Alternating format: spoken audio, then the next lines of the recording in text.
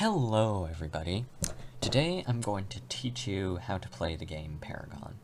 Now this is going to assume you went through the tutorial that it makes you do when you start at the game when you have a new account, but I am going to be going into much more detail, teaching you how every aspect of the game works over this series. If you don't know what Paragon is, it's a free MOBA by Epic Games, the creators of Fortnite and Unreal Engine. It's in beta right now, and like I said, it's free, and it's very fun. I highly recommend playing it. If you've been considering it, go for it. It's very fun. So when you first start in,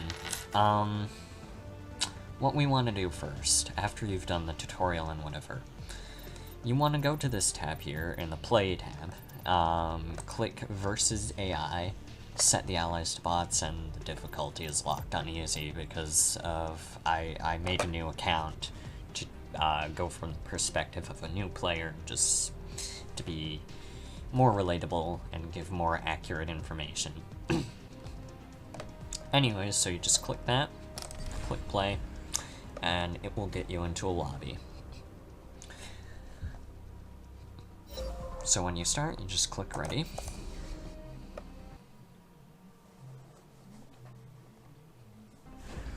And then it will bring you to the draft. So the draft, basically, it gives every player on both teams a turn to pick what hero they want and what role they want. So at first you want to pick a role. I'll go into more detail about those later, but for now I'm going to select mid lane and go with Gideon. Then you just click lock in. So in a real game, you want to coordinate with your team to make a team composition which has one of every role: solo lane, mid lane, jungle, support, and carry.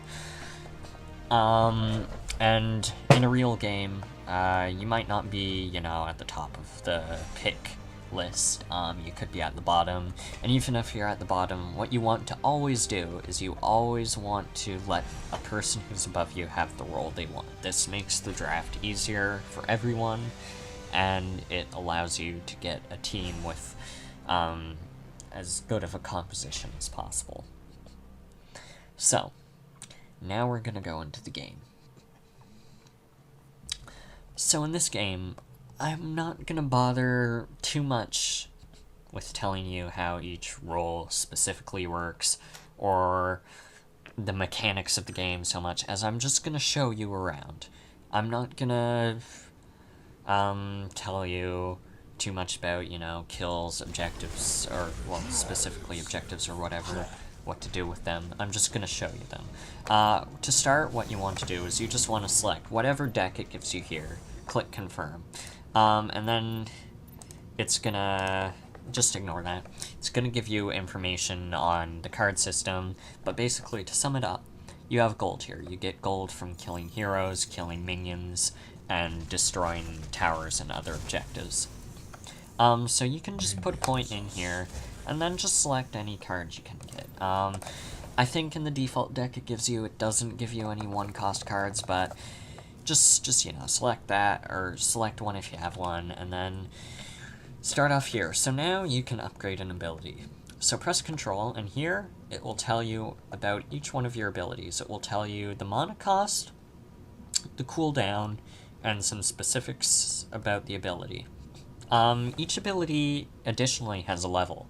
It will make the ability more powerful, basically. So when you level up your hero, which, as you can see, there's a level in the bottom corner in the little information box there, you will get the option to either upgrade a new ability or upgrade an ability you already have to make it stronger. When you kill minions, heroes, or take objectives, you will gain XP in addition to gold. So I'm just going to upgrade the Q ability here by pressing Control and then Q. And I'm going to go down here. That's a jump pad, basically. It just pushes you out here further. Later on, you'll find that when your towers here, not these are inhibitors. When these towers, the towers closest to the inhibitors, get destroyed, your jump pads stop working. to make you get around the map more slowly. So keep that in mind. Don't let your closest towers to your inhibitors fall, but you should probably kind of get the idea that that's not a good thing to do from the tutorial. So to start off, this is the lane that you'd usually go in as Gideon. This is the mid lane. What happens here, basically, is you're just against a single enemy. As you can see right now, it's Morgash. Other lanes, they're against different enemies, usually, different players playing different heroes specifically for that role. So this is the mid lane. If we go over here, this is the duo lane. So the duo lane, it takes the carry and support role. So the duo lane, the carry and support go against the enemy carry and support. So on the Dawn side of the map, which is the side with the white stuff, a bunch of plants, the gold trim and whatever, all of the water and stuff, the Dawn side, it has the duo lane on the left side of the map. If you were on the Dusk side, it would be, you know, reversed, so it would be on the right side of the map. So if I were to spawn on that team over in that direction with all the black stuff here, this is where I'd be. So as you can see, it would be the right lane. So if I go down here, which will take some time, so I'll probably just edit this out. So over here, on the right side of Dawn, this side of the map, we have the solo lane. Now for Dusk, obviously, it would be the left lane. So over here is where, what do you know, the solo laner goes.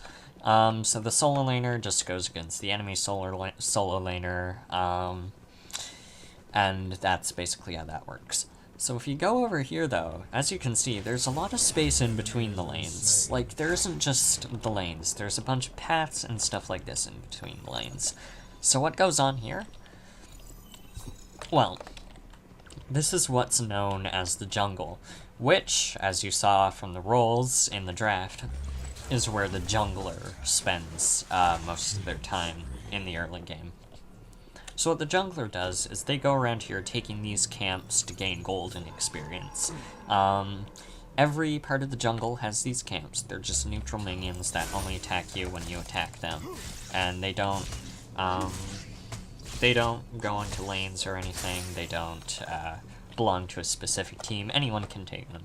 Over here, normally, we'd have the green buff, which is a taller thing, which gives a buff. The buff is a shield, basically. Now, if you are new to MOBAs and you don't know what a buff is, it's basically something which makes your hero stronger. So the green buff, it basically just gives a shield. And what that does is it increases your max health for a certain amount of time, and when an enemy attacks you, some of the damage they deal to you is returned to them. So, now if we go to the other side of the jungle, we have the black buff. Now what the black buff is, basically, is, by the way, the green buff looks like this, just green rather than black, is it gives you a buff which allows you to have vision around you, which I'll explain more about later, and it slows enemies that you hit. So slow is a type of debuff, basically. It, makes it so their movement speed is slower.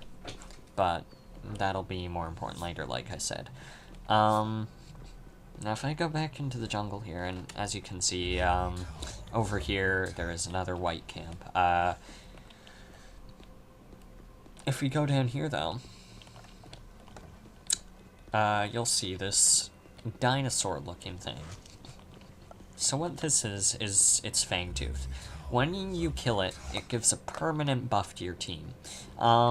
It's not so important right now, but I will talk more about it later on, when you should kill it, whatever, because it is very strong. It will, yeah, as you can see, it does a lot of damage to me right now. So you want to be careful about that.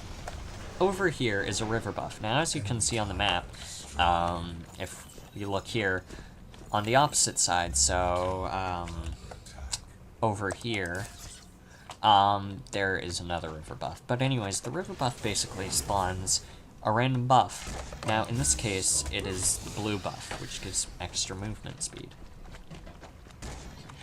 If we go over here, it appears that the buff here has been taken, but it will spawn again soon, as you can see by the timer here. Now, the buffs available to you are the blue buff, the red buff, the orange buff, and the purple buff. The blue buff gives you move speed, as we discovered. The orange buff gives you damage over time on your basic attacks. Now, your basic attacks are your left click, and as opposed to your abilities, which are your Q, your E, your right click, and your R.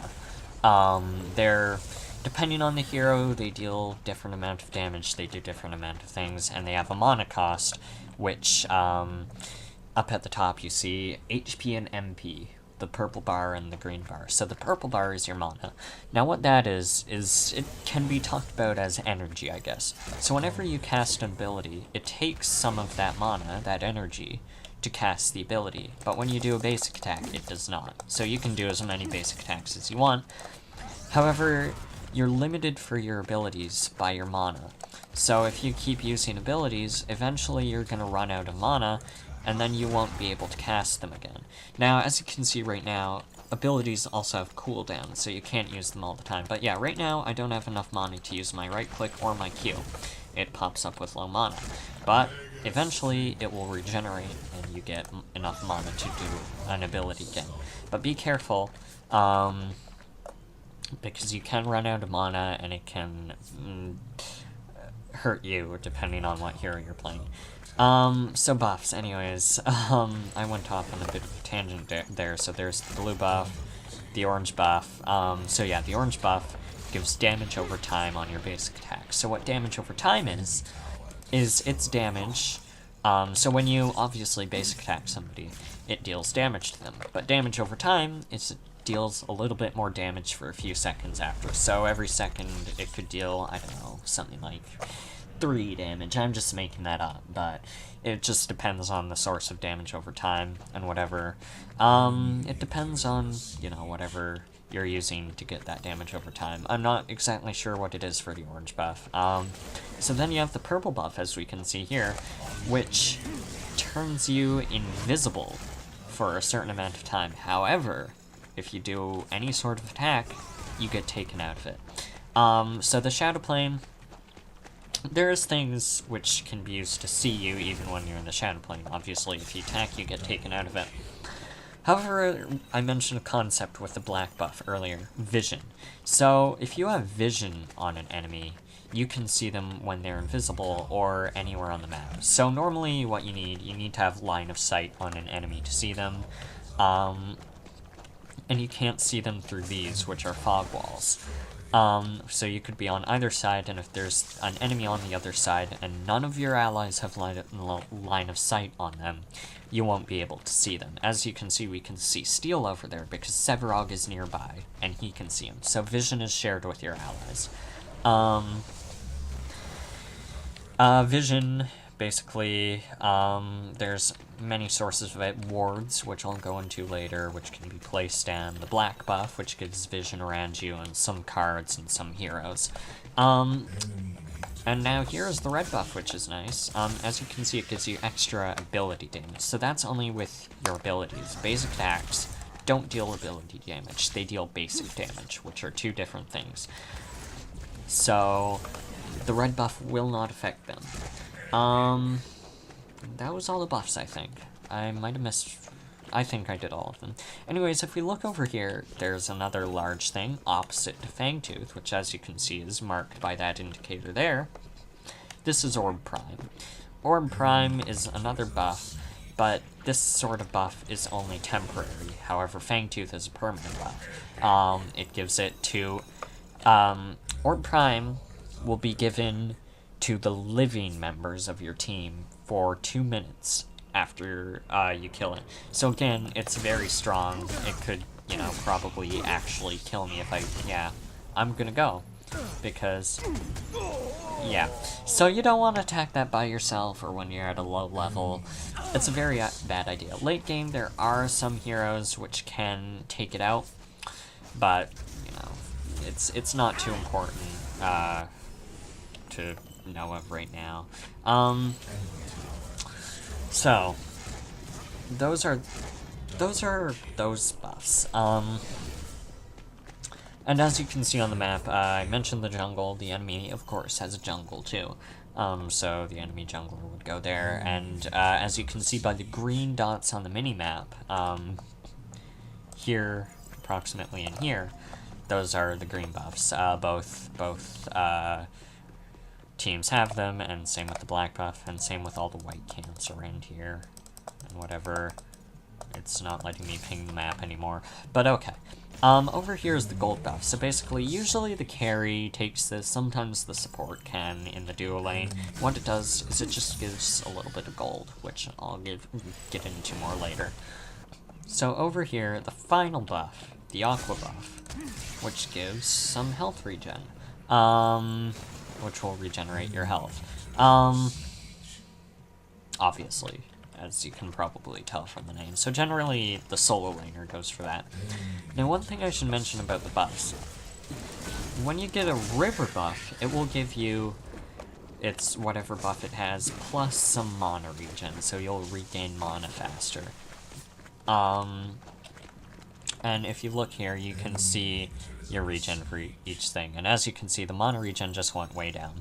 That's because the mana regen from the blue buff went away, and now it's just natural. And the health regen is up here.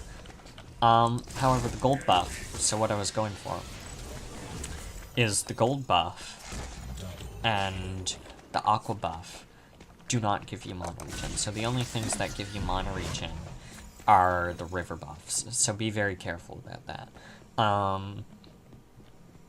You don't want to think you're going to get mana and then go for like the aqua buff and not get any mana. But yeah, so if you go over here, as you can see, all the enemy towers have been destroyed. Now just what's left are the inhibitors. The enemy no longer has their jump pads because their tier 2 towers, or the closest towers to the inhibitors, are no longer up. The tier 1 towers in opposition are the towers which are furthest away from the inhibitors, or the core, depending on your perspective. Those towers are slightly weaker, and generally it's not as much of a big deal to lose them, so if you ever end up losing a tier 1, don't worry too much. You obviously have to be careful not to do it, but if you do, it's not a super huge deal. However, tier 2 is more of a big deal, so you definitely want to be careful to keep your tier 2s up. And then anyways, there's the inhibitors there. As you can see, they've been destroyed. So when an inhibitor is destroyed, as you can see here, there are just constantly waves of minions going towards the enemy. But they're usually, you know, they have decent strength, but when an inhibitor is destroyed, those minion waves get a lot stronger. But that's not important right now. That'll go into in the next episode. But anyways, this is everything I wanted to say for now, I think. Oh, I'll just, you know, tell you how to use UI a little bit. So if you look here, this down here is where your gold is. This shows your minion kills, and this is your kills, deaths, and assists. What you should remember, though, is the purpose of this game is not for kills. It is taking out objectives, towers, inhibitors, and the enemy core. You shouldn't worry too much about your kills, because it's not always a good indicator of how well you're doing.